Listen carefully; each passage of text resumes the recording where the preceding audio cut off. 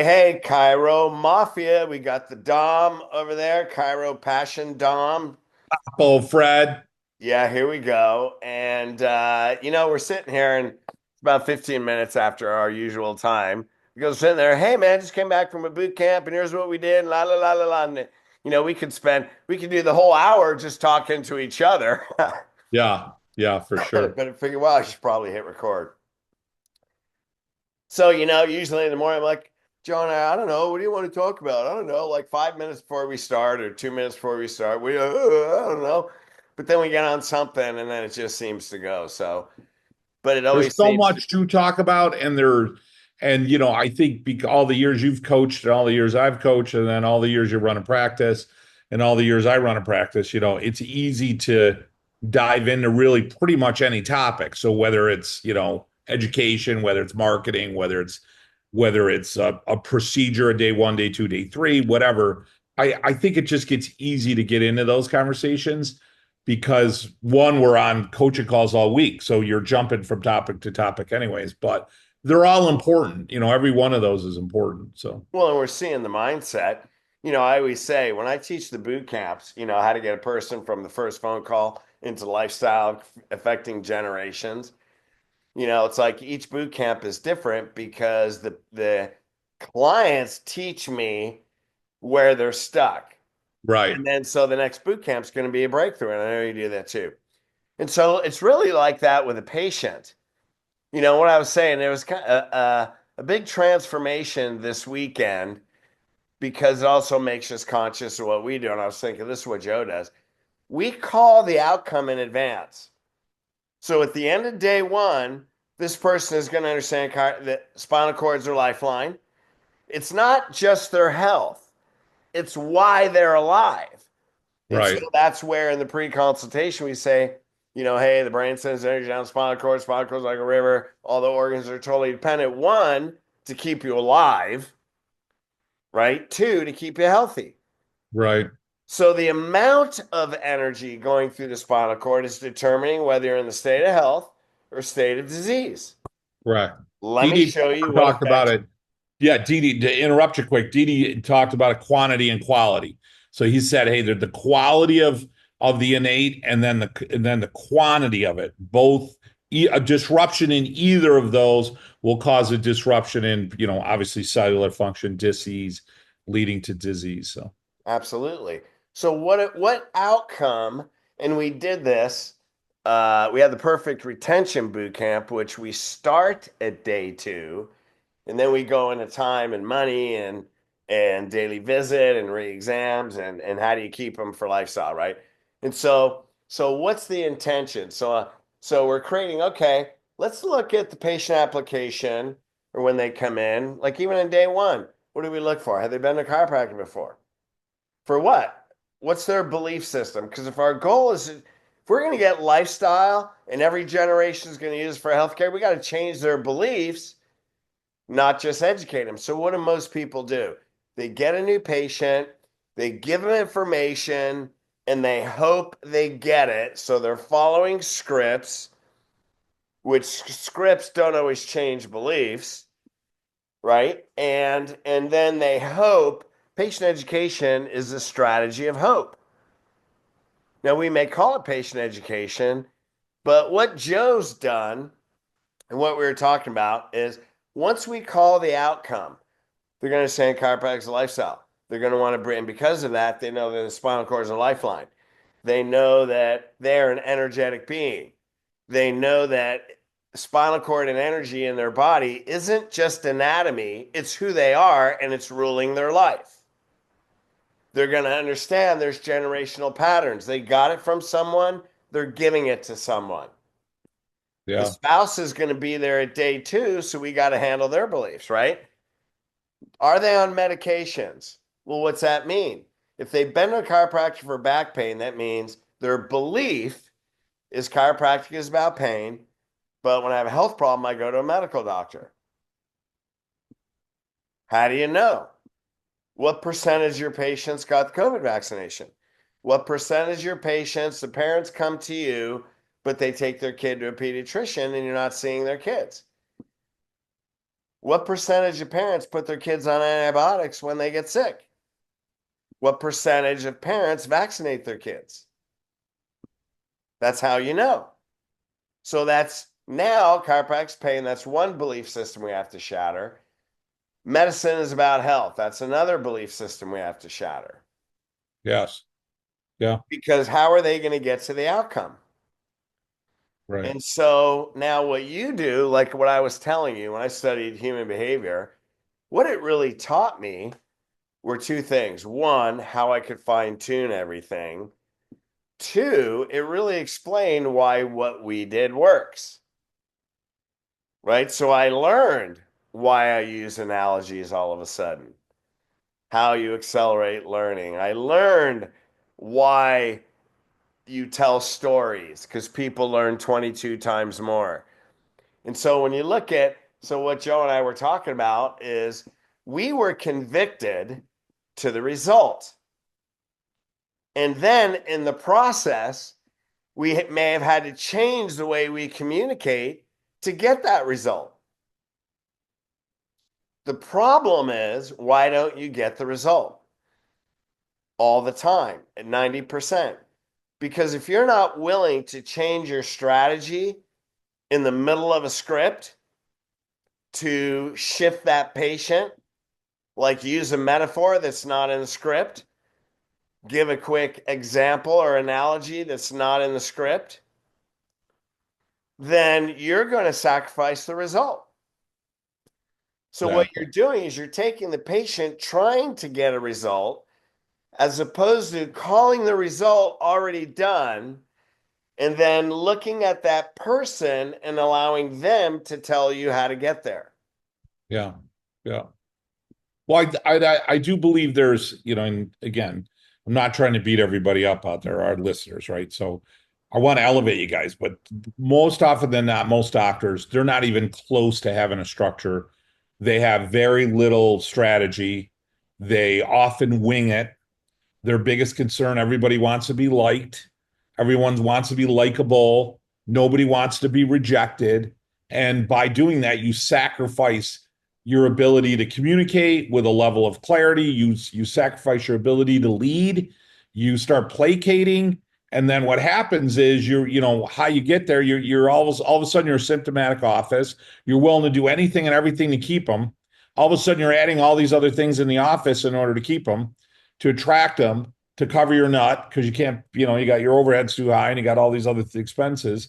And then you're not happy. Then you resent your office or you resent chiropractic or you start trying to play the blame game. When reality, you got to step all the way back and just, forget chiropractic for a minute. Look at successful companies. Look at successful companies that are service industries like Starbucks, for example, right? Or McDonald's. I'm not talking about the nutrition. I'm saying they're a successful company. They are structured. They have a strategy. They're scripted. They have uniforms. There's unification of procedures and protocols, right? Doesn't mean they don't change them. Doesn't mean you don't involve them. It doesn't mean you don't do what you're talking about, Fred. Hey, you got to move things around a little bit during, a conversation in order to address a male or a female, maybe someone's a little older, a little younger, whatever. All of that's accurate. But you have to start with some type of structure first. And the problem is you either have this, I'm going to wing it because I want to be likable, or you have these people that, in the profession, unfortunately, that they're like, they're anti-script. I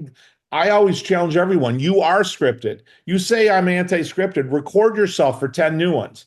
Just because you didn't do a Boreal script or a Fred script, I guarantee you say 80 to 90% of the stuff the same to everyone. You're already scripted. The question is, if I'm not closing a group of people, if I'm not where I want to be, I'm not saying you're struggling necessarily, but if you're in practice and you are not where you feel like I should be, I deserve to be, I want to be, I feel purposeful, then the reality is you have to change how you're doing things.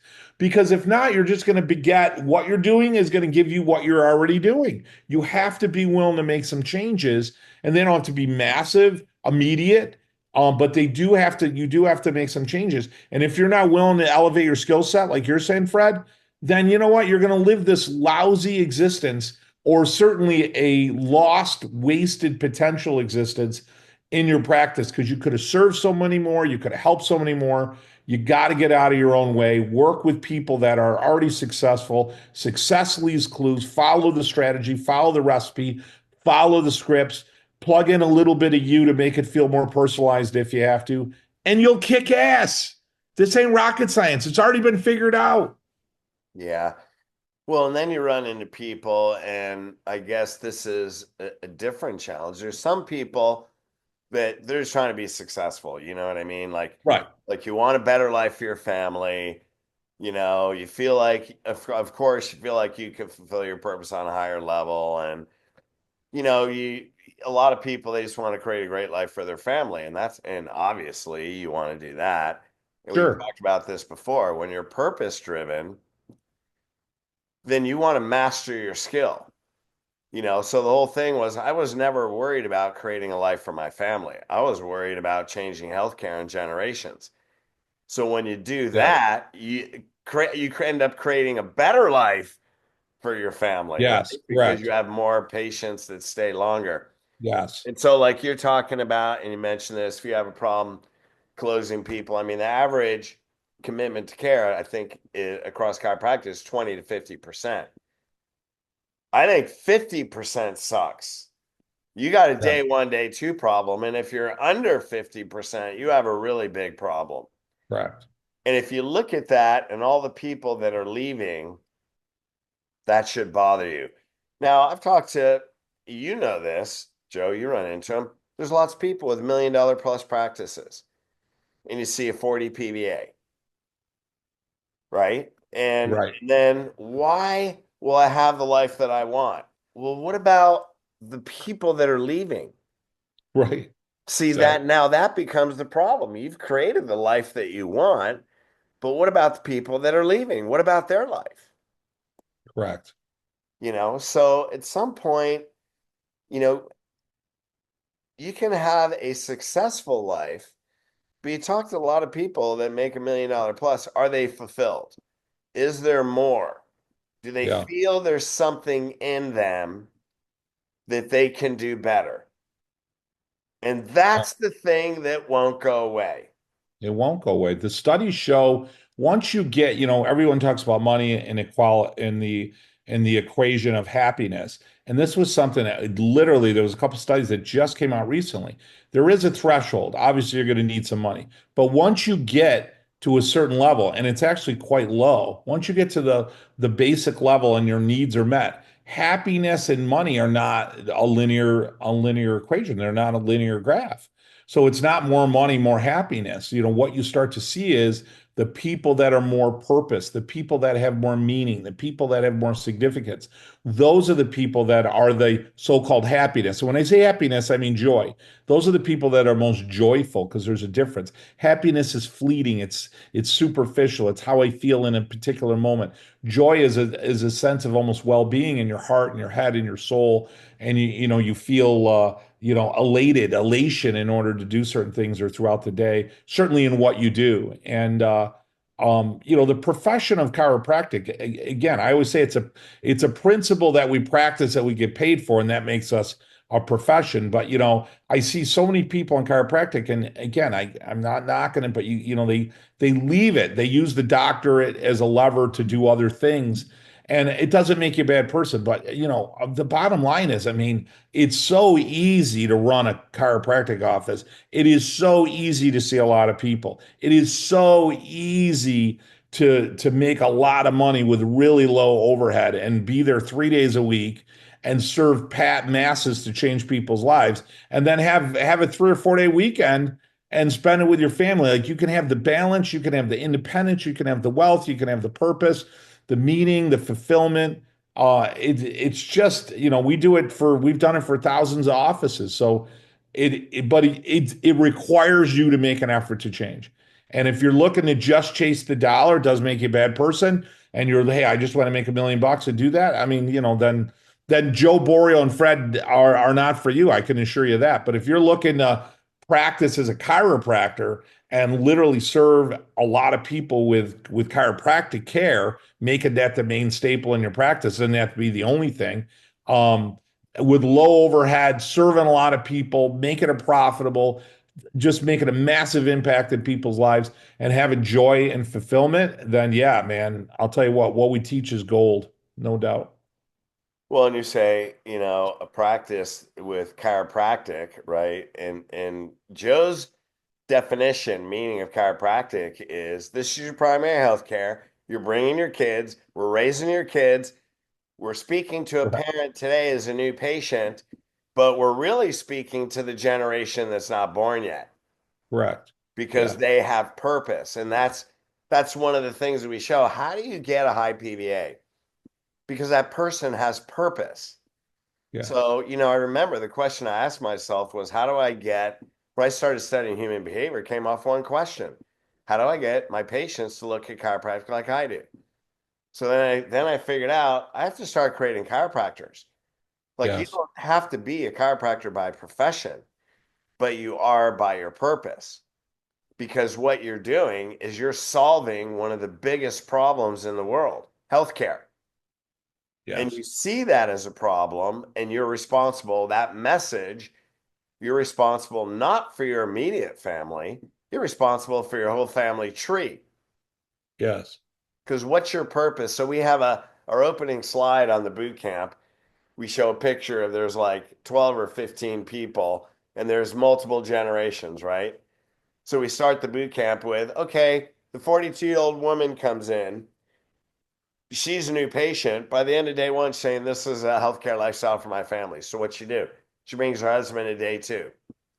You talk about generational patterns. He signs up. They have 3 kids. They bring their kids in the first week. She goes, oh my God, my dad's got a cardiovascular problem. So you go down in the front of the picture, there's the grandfather. He's got a cardiovascular problem. He brings his wife to the workshop. They're like, oh my God, this is amazing. The dad's like, I got a brother who's got diabetes and a freaking heart problem. I need Right. to talk to him about this. He's married to someone else. They have 3 kids. Some of those kids are adult children. They're married. They go to their kids. The wife of one of the kids comes in. She tells the husband they have kids, right? And this is the way it works Yes. Yes. because they're like, oh my God, this is a generational pattern. Because think about it, if you're not doing that, you may have a patient that brings their kids in. That's awesome. But then their nephews are getting vaccinated. Their sister just got diagnosed with breast cancer. Their mom has MS or leukemia or whatever, man. They're losing their vision, dementia. Their father's got Parkinson's. Like, what impact have you made by creating a patient Yeah. as opposed to creating, is your goal to create a messenger? Yeah. One of the things I did, and this worked for me, it doesn't mean it's going to work for everybody, but one of the things I did every week, I read the obituaries in my office. Now, early on, that was a newspaper. Now it's online. But you could go to a local funeral home and you just online and you just pick up all the people that they're doing wakes for and funeral and services for. Another thing that we did with my staff is that we would go twice a year. We would go to the cemetery. So we'd pick a different cemetery or a different area in the cemetery, and we would walk amongst the tombstones. And you would see many, many people that died many years ago, but you'd also see a lot of fresh stones. You'd see a lot of young people who passed. And to me that was tragic. Third thing that we did, we had several senior homes in So our we're area, and we associating would that, always, obviously. We yeah, have a we would shovel always chair. go out at lunchtime because many of them smoke. So at lunchtime, they would wheel a lot of people out. Not all, sometimes on a nice day they'd wheel people out. But you start looking at all these people and you're looking at whether they smoke or not, and they're sick and diseased, and they're not all 99 years old, and you're looking at people 60, 70, people my age, 60, 70, 80 years old, and they're in a wheelchair on oxygen, their life sucks. And it's one that always inspired me. But the other part was like, that was my goal. My goal was to offer value and hope and health to them. But I also would ask myself, like, at what point do I want to get involved? Like, do I want to wait till he's 80 and try to have a miracle like Reggie taught me? Or you know what? Yeah, there's always hope for you, but the kids, the subluxations that you're dealing with at 80, they're progressive, they're degenerative, they're going to accelerate. What you have as a baby is going to turn into a lot of what you see if you're lucky enough to get to 70 or 80. So, at what point do you want to get involved? At what point do you want to have the conversation? At what point do you want to make a difference in people's lives? And I'm not knocking. There's people that do prenatal and pediatric. I never looked at it. I mean, to me, I never looked at, like, I don't look at it a pediatric office, or it was like, it's a human being office. Everybody's a fucking human being. Like, I don't care if your baby's a day old. I don't care if he's 13 months old, if he's 13 years old. I don't care if dad or grandpa's 100 years old. Like, everybody needs care. Like, I'm not going to be a pediatric office or a prenatal office. I'm not saying, I get it. Some people have an affinity for that. But to me, I don't get that. To me, like, I want to work in human beings. Every human being needs an adjustment. Every human being is going to benefit from care. Straighter is better than crooked. Healthier nervous system is going to be better. We just did a science study on, we do a science study in our group, and what it was on spinal cord injury involving cardiovascular disease. So there's a direct relationship between spinal cord injury and cardiovascular disease. The worse the spinal cord injury, the worse, more likely the severity of cardiovascular disease. Why? Because, in not my words, this is all NIH, all of the research. What's it say, Fred? A disruption in the control and regulation of the autonomic nervous system. So as the spine gets sick, it disrupts the nervous system, primarily sympathetic, parasympathetic, which leads to malfunction and cardiovascular disease, which leads to more cardiopulmonary problems and leads to early death. Now, take that, and then so that means I believe that subluxation is spinal cord injury. I'm going to say that. Spinal cord injury is a subluxation, vice versa. Aberrant motion, alignment is going to disrupt the nervous system. That's a spinal cord injury. And then you take that and go back to many years ago, they did a study. It was called the KISS study, and they checked babies, and they tried to replicate a kinesthetic subluxation. They tried to replicate pressure in the upper area of the cervical spine in an effort to replicate what a subluxation supposedly did. And what did they see with all these kids? They saw changes in heart function, pulmonary function. They saw bradycardia, all as a result of replicating subluxation, which in my view is spinal cord injury. So again, I ask all of us, like, at what point do you want to get involved? Do you want to take care of the baby so they never lead to those problems? Or do you want to wait till they're a child and they come in with a stomach ache and then try to get them somewhere? Or do you want to just tell everyone the truth in the beginning? And most people already know chiropractic, so it's a revealing. Get them to reveal what they already know, connect it to what you do, never stop talking about it, and your practice will explode. But if I want to be an ambulance chaser and go, did your back hurt? Does your neck hurt? I don't know why everyone's coming in with symptoms, and your marketing is, lightning bolts coming out of your ass and down your leg, and you don't know why everyone only wants to come in and get adjusted day one, and they're pissed that you're not going to crack them on the first day and whatever, then that's a different kind of practice, and it's not a fun one, and it's a revolving door, and it's going to be a lot of years of struggle and frustration, no doubt.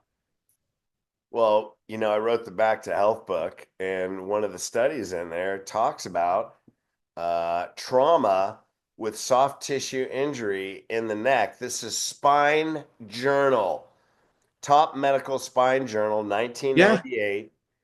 Talks about hypertension, cardiac problems, and early death. Early death. So it's funny how medicine's been proving chiropractic for decades. Correct. But do you tell people this? Well, that's why we wrote the Back to Health book. Right. You got to stop diluting it. You got to own it. I think we've been beaten up. I understand that. I've been at it 36 years, and how does cracking your back affect your ear? How does cracking your back affect your digestion and your stomach? And again, those people don't make the connection. Smart people aren't thinking neurologically, right? They're thinking orthopedically, musculoskeletal. So I get that, but it's up to you to make that connection. I always call it a revealing. 99% of people know the brain tells their body what to do. It goes through the spine. Spine's crooked. Does it work better or worse? I mean, it's pretty easy. So once you reveal that, and then you connect that to where do you want to be in the next 20 years, Fred? Do you want to know your grandkids? Do you want to know your great grandkids, or do you want them to know you through an obituary? I mean, at what point do you want to have a relationship with the people in your life? Does your plan in retirement include you enjoying your life and traveling, or does it require you to be on a walker or a wheelchair with a fucking diaper? Like, you tell me. Because this is one way to have a health plan. I hope I don't get sick. I hope I don't get sick. I hope I don't get sick. Or you can realize, look at, you know what? Health is going to cost you. It's either an investment to stay healthy or it's an expense to get healthy. Which one do you want to do? The latter is going to cost you a lot more money, and it's going to be filled with a lot more risk and a lot more suffering. Which one do you want to do? But here's the deal. You got to remind them of this all the time. This idea that you go in and I take care of Fred, and Fred's like, okay, I got it, which he may get it to a level. Okay, I'm on a plan. I'm going to come in. But, the minute you start diluting it with, hey, Fred, how you doing? How's the weather? What are you doing this weekend? What do you drive? What's your favorite ball game? Do you like playing fucking golf? Whatever. I get it, but you're only with him a few moments. The minute you do that, you dilute. The minute you dilute, it's side door. The minute the side door is open, you go to back door, and then you're like, holy shit, no one stays after 3 months or 4 months at Cake and Eddie. I gotta, oh my God, what's my Instagram doing? What's my Facebook? Every night you're going to bed. How many new ones? How many new ones? Like, yeah, I was never excited about new ones. I was always excited about how many people I was adjusting. But the professions got into this, how many new ones every week? Like, the most exciting part is how many new ones rather than how many adjustments. To me, it was the retention. I knew early on that it was the repeat patient, customer, whatever you want to call it, the client, the patient, the practice member. Those were the people that were going to fulfill my purpose, not the new ones. So I always say, be good at getting them, be great at keeping them. Yeah, God, yes, you're going on. There's so many things going through my mind. First of all, let's talk about the new ones. I remember at that point, and I hear what you're saying. It's not that I remember saying to myself, I don't really like new patients. And it's not that I didn't like them. They were a Exactly. lot more work than all the people that already got it. And so what we did was create an experience of how to get them to that lifestyle belief system as fast as possible. So then I Exactly. remember this, Exactly. I remember this because once we called the outcome, I remember this reported findings. Dude, mid 40s, and I'm going through the x-rays and I felt like he just didn't get it. And so now it's like, well, I could follow the script or I could just have him Exactly. get it right now because now I don't want to sit there and talk about it anymore. Right. So I told the guy, look, man, you obviously have a spinal cord because you're alive sitting here talking to me. So we know you have a spinal cord and you're getting some energy through it. And then you look at, here's the line where you should be. That's healthy spine, spinal cord like a fire hose. That's 100% health. So, and I would say, so the amount of energy, sorry, let me back up. The amount of energy is determining whether you're state of health, state of disease. This Exactly. one, where your spine should be, that's the optimal state of health. Spinal cord like fire hose, 100% energy. That's the state of health. Here's you. What state are Right. you Exactly. in? And then he hung his head, he hung his head down. Excuse me. What seemed like for a minute, but it was probably 5 seconds. And then he looked up and he goes, what do I have to do? And that Exactly. was it. Now, did I believe him? No. I'm like, what you have to do is keep going through your x-rays. Then what do they do? Totally. Oh shit. Like once they get it and then there's more, if they're not Yeah. I'm like, concerned. It's significant. yeah, if they're not looking like, if they don't have an oh shit look on their face, they didn't get it. If they're just going from Right. x-ray to x-ray looking Right. objective, they didn't get it.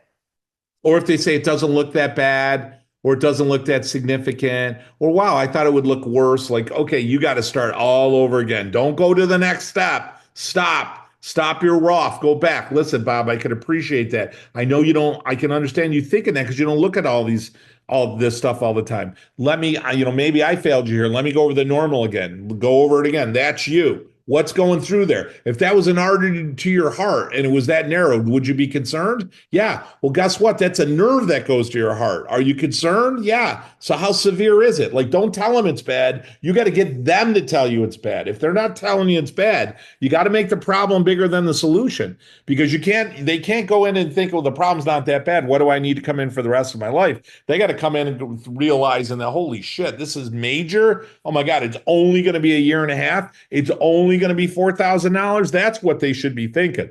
If they're not thinking that, you're not going anywhere, nor will they stick with care. And then you foster that through the course of the relationship. And then it's once I get you well, what's my job? Keep me well, how long? The rest of my life. You have that conversation with them 1,000 fucking times. And guess what? Most of them will stay.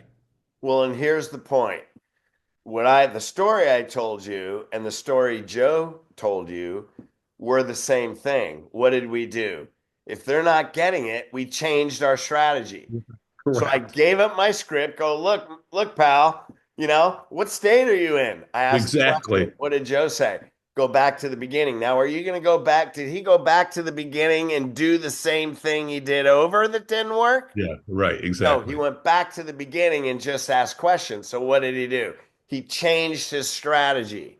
Exactly. So that's the thing. If what you're doing isn't working, don't keep doing the same thing and hope they Correct. get it. Correct. You got to hit them in the jugular, man. Correct. Correct. And if you don't, that's why they walk out. You didn't change their experience. Correct. Now, if you Correct. don't know how to change their experience, shit, man, we put out 8 million videos. We teach boot camps. Right. We got a whole freaking coaching system. Exactly. If you're not willing to invest to master your skill, oh, by the way, sole purpose, the reason you're here in this life, then your ability to have people invest in you, in chiropractic, in themselves for their life. If you're staying at the same level you're at, that's why some people walk out. Correct. Correct. How sick do you have to be before it's valuable? It's one of my favorite questions. Hey, Fred, how sick do you have to be before it's worth it? How sick do you have to be before it's worth the time and the money? Do you got to be in a diaper and a wheelchair and a walker? You got to be not, I can't take care of my family. I can't take care of my kids. I can't do my job anymore. Is that how sick you have to be before you go, damn, it's only a year and it's going to cost $4,000? Like, right? Or would you be like, man, when you get there, would you be like, holy mackerel, if I could go back to this moment and do what Boreal recommended so I never end up there when you end up there, wouldn't that be a better way to do it? Which way is the best approach? Which guy do you want to be? You got to ask a lot of different questions. You got to position them. It's got to be contrast. It's got to be consequential. You got to stay on them. And the biggest mistake, and Fred, you and I know this because we're coaches, right? Leading other docs is sometimes people go, oh, I got 6 people and I got 6 health plans signed. But you think like, well, I had 6 signs, so they're going to stay with me. No, your job just started. Your job didn't end. Your job just started because you got to nurture that 6 through the course of the next year and a half, and then you got to nurture them to wellness care. Like your job just started. Don't think I got just because they sign on a plan, they're staying. Bullshit. That isn't even anywhere near the truth. Especially if they didn't even sign up their kids yet. Yeah, Well, here's the exactly. thing. I was talking to a chiropractor the other day. They're a new client, so they just joined, and oh my God, they went to the boot camp. They're already different people. But Yeah, the thing is, exactly. here's what happens. We try something, a strategy, and maybe it doesn't work. Maybe we don't feel successful. So if you feel like you're failing, the lowest human behavior is to quit, right? Right. So you don't quit chiropractic. What do you quit doing? I quit asking the spouse to come to day 2. Right. I gave up teaching a workshop because I couldn't get people there. Right. Rather than saying, if I'm going to get the kids, I got to get spouse. So they got to be at day 2 or they got to be at workshop. But what I'm doing is not working. So I need a new strategy. And that's what people do. They quit doing it. And that's more common than not, rather than finding out what do I have to do to be successful with this to fulfill my purpose. So when you compromise your standard, then you're going to compromise your retention. You're going to compromise your team because now you create a purpose-driven team that get it and they're experiencing the same failure that you are. Right. You do a financial without the spouse and they walk out saying, I need to talk to my spouse, and then you never see him again. Why? Because, well, I couldn't get him there, so we're going to give it to him anyway and hope they don't say, I need to talk to my spouse. And that's the problem rather than mastering Yeah. your skill. Correct. Well, you'd actually have to invest in yourself and Yes. purpose. But isn't that what you're asking people to do? Yes. Yeah. If you're not willing to do it yourself, you're going to keep your same level of retention. You're going to keep doing what you're doing, and it doesn't mean you have a bad life. Yes. But what it Yeah. means, what's it mean? You're happy? Are you Yeah. joyful at the end of your life? Are you going to say, I wish I would have pushed myself. I wish I would have done better. I don't know. Right. Maybe you won't. But if you do, I don't want that. Yeah. Exactly. I don't want to live like that. There was a woman, her name was Shannon. I can't think of her last name, but it was my moment of disgust. And I remember where she was. She was in room 5. I had 7 adjusting rooms, and she was in room 5, and she didn't bring her husband because I do a 3-day with a group talk Monday night. And I had gone through a couple, weeks where a couple people didn't bring their spouses, and you play, oh, are you able to make the decision? Blah, blah, blah, blah, blah. I play the game, and sure enough, they don't sign. I got to go home and talk to my spouse, whatever. And, I remember that last Monday, I was like, I am fucking done with this. I'm never doing this again. And sure enough, Shannon came in on a Monday night. She was my second or third to walk in the back room, and she didn't bring her spouse. And I remember I was, obviously very, very friendly and very personal and very loving, but well, my husband's not, well, I appreciate Shannon, but we're going to go over this, that, and the other thing. She's a stay-at-home mom. There's no way she's going to go home with a $4,000 care plan and he's going to approve it. I mean, let's be honest, right? So yeah, I let her go. I remember, and I said, look, if he's willing to come in, let's have that conversation. If not, then I can give you the names of a couple other doctors. I don't want there to be a disruption in her care, but this is the way we do it. This is our standard, blah, blah, blah. And that was a moment. I mean, that was a moment. It was hard for me. I didn't feel good right away. I get it. But I also knew that I had done it 100 times the other way. And 9 out of 10, not 100%, but 9 out of 10 times, they would say, I got to go home and talk to my spouse, and they wouldn't come back. And it was just one of those days where, enough is enough. And so, did I lose those people? Yeah, but I'm going to tell you, here's the great news. I didn't lose 9 out of 10 doing it that way. So I lost 9 out of 10 if I did their report without their spouse there. But if I held to my guns and said, "Hey, Fred, I see your wife wasn't able to make it. I'm going to adjust you today, and we'll reschedule you for next Monday." Worst case, if I had to do a one-on-one, I would. I'd prefer not to, but I'd make it work so their spouse was there. And by doing that, 60, 70, 80% stayed. Whereas if it did it the other way, 90% would have left and never come back. So it was this, I didn't see that at the time. What I saw was them leaving, and they weren't coming back. But the result of it was monumental. It was life-changing. But it was, for you guys listening to us, and I'm sure Fred went through the same experience, like, going to an open setting and doing group. You don't have to do a group report. You can do one-on-one. I had somebody go, well, I don't like Boreal system because you got to be a public speaker. Well, fucking don't do a public speaking. Do a one-on-one. I'm just saying, when I went to school, I don't think my math teacher took public speaking, but at some point, somebody at the school district said, you know what? I could teach 300 kids calculus one at a time, or I could put 30 or 40 in a class and teach them all at the same time. It seemed to be a lot more efficient. So for me, it just seemed smart. I'm going to talk to 5, 6 people at one time with their spouse there. You don't want to do that? I'll show you how to do a one-on-one. Fred will show you how to do a one-on-one if you don't want to do that. But it literally was just, I didn't want to do 10 reports or 5 reports a week. I wanted to do one report and hit it out of the park and have their spouse there. And guess what? 9 out of 10 of those people sign up. 50% would sign up their kids. Here's the practice, just like that. It was remarkable. Well, God, once again, 8 million things going through my mind. I remember that woman, her name was Sharon. I remember she was a woman in her early 60s. I remember what the back of her head looks like today. It was 30 years ago. Like she just walked out the door. I remember Yeah, gray hair, this tall, walking away because she had to talk to her husband.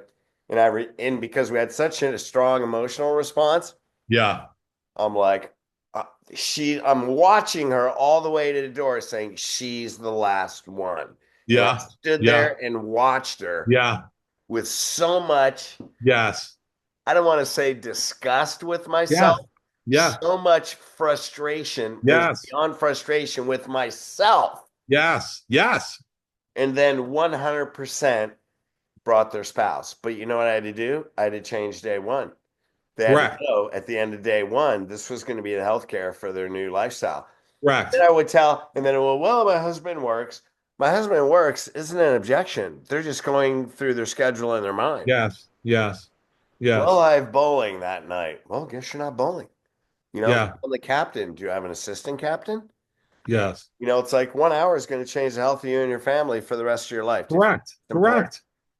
And so Correct. And the six spines. Go ahead. Go ahead. I'm sorry. when that became the meaning, Yeah. they wanted their Correct. spouse to be there. Correct. That's the difference. Totally And correct. then they would show up and they go, you know what, Dr. Fred, last minute, my husband had to go out of town. He had a meeting, was unexpected. And they say, should I just wait till next week to go to the workshop when my husband can make it? If they're not asking permission, you Yeah. got to work on your day one, day two. Totally. Make it significant. Yeah. I And have so a that's the difference. And that's why 100% showed up after that. Yeah, I know we only got a minute here. I will tell you that I had one of the docs I was talking to who's in chiropassion, and it was a female doctor, and she was struggling. She just started with chiropassion, and she was struggling. And she said to me, she was telling me about a practice member who came in and had gotten an X-ray, and on the X-ray she saw something that she wasn't that concerned her, and she talked to the patient about it, and the patient was kind of dismissive, and come to find out that he kind of knew it was there. It was 20 years ago. There was some scar tissue, whatever, but he was dismissive. But she was on it for like 3 weeks, like, hey, you got to get a CT, got an X-ray. She talked to me about it. Oh my god, oh my god, oh my god. She talked to me a couple of calls about it. And so we get 4 calls in, and she's doing better, but obviously still struggling with getting spouses to even a report. We weren't even doing a group report. And I said, you remember that guy with the problem that you were concerned about? She goes, yeah. And I said, imagine if you were as concerned about subluxation as you were about that piece of scar tissue on his X-ray. How would everything change? Because you were like life and death with that piece of scar tissue, but you're being all accommodating and diluting and disregarding the subluxation and the damage to the nervous system. But if you were like, oh my God, I'm really concerned. This is very significant. It's really important that your wife's here. There's damage inside the spine, alignment wise, compressing the nervous system, jeopardizing the health and the ability of your body to heal. Like if you address it that way, they're going to be, holy shit, I better get here. Right? But if you're not addressing it that way, yeah, you're going to run into all kinds of challenges. You can't lead anybody. You're not going to lead them, and therefore you're not going to change lives. And then you're going to struggle. Then all of a sudden you're like, hey, I want to do telemed, and I want to sell this supplement. I want to try to do. I want to be an Instagram sensation or whatever. And I mean, if that's what you want to do and that's your calling, go for it. But my view is, we were bestowed a principle and a conviction by Dee and BJ, and BJ had a lot of money. And he owned radio station, TV station. You know what that son of a bitch did? He didn't buy nicer cars. He didn't buy all kinds of vacation shit. He used that money to lower tuition so that more people could be chiropractors. That's what our forefathers did. So when you really realize where we came from and the conviction and the principle that have been shared to us, then we owe it to them to be the best version of a chiropractor we can be, to bring chiropractic to the world, because the world's going to be better with chiropractic in it. Bottom line, Yeah, end and story. invest in yourself. Invest in Totally, yourself. 100%. So if there's Yeah, more in you than you feel, and you're going to feel that in right. your heart, regardless of your level of success, then master your skill. Totally. Quit chasing the shiny object. Everybody's looking for this one little gizmo. It's going to make the difference. It doesn't exist. And if it is, it's fleeting. It's fleeting. It's not going to make the difference. Like you're saying, Lao Tzu said, master thyself, master thyself. That is the best challenge of your life. Get yourself better, discipline yourself, make yourself better, improve upon your skills, invest in yourself. That is the best way. It's the only way if you want to make a bigger difference in who you are and a difference in the world. Start with you. Well, geez, we can go on forever, but I'll say one Yeah. more thing. I listen to these videos, Billionaire Mindset, and with Yeah. billionaires, their number one priority, their number one strategy to build their business is personal growth. Absolutely. Yeah. 100%. Yep, that's it. They're committed to their own personal growth, and that's how they grow their business. Yeah. Why? Because you have new strategies, you have a new mindset, you build better teams. Exactly. Jim Rohn was my coach for many years, and he said there's no business development without personal development. You want to grow Absolutely. your business, it all starts with you. Absolutely. 100%. So So look, awesome. we're at the beginning of 2025. Hey, you need to sign up with a coach that resonates with you. But I will tell you, there's a lot of coaches out there that show you how to close people, give you Yep. patient education. And I will tell you, Joe and I, we have one thing: lifestyle from day one, Exactly. and that's it. Then you're going to get families, and you can put that in your heart. And in my opinion, break generational patterns. You Absolutely. break generational health patterns, we can change healthcare. Yes. Yep. There you go. So if that's your purpose, I say this as a resume. I don't know any two people that are more convicted and where their strategies match. Exactly. There's a lot of people that preach it, but their Yeah. strategies don't match. And January's over, guys. Just heads up. It's January 29th today. It's Yeah. January's over. 1/12 of the year is already over. You got 11 months now. Not That's right. 12. You got 11 months. Yeah. So Let's get it done. All right, that's brother. good. Love you. Love you Love you guys. too, brother. Thank you. Subscribe, check it out, Share. and No share. Yeah, doubt. that's what I meant. All right. Peace.